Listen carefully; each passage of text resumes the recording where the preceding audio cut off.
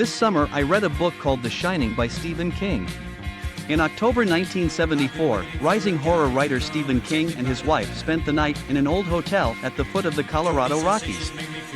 Due to the extreme cold and heavy snow, Stephen King and his wife were almost the only guests of the hotel.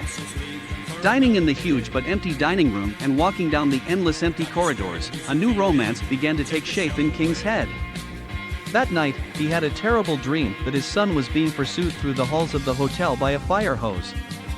When he woke up, he lit a cigarette. By the time he finished smoking it, the main plot of the book had already formed in his head. This book, The Shining, introduced the Stanley Hotel in Estes Park, Colorado to a whole new generation.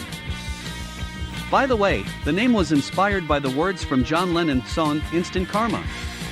Later, this book began to gain popularity and Stanley Kubrick made a film based on it in 1980.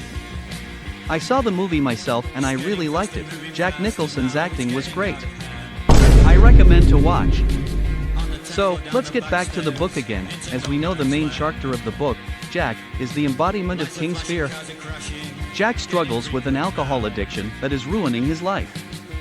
At the time, Stephen King had similar problems and thus King described his fear of alcoholism in this book. By the end of the book, our main character can't handle his alcohol addiction and goes crazy trying to kill his family.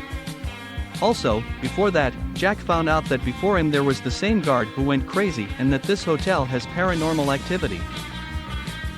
The author perfectly describes the entire forcing, cold atmosphere of this hotel and this book draws the reader in. But I want to add that the movie and the book are different, so it's better to read the book first, and then watch the movie.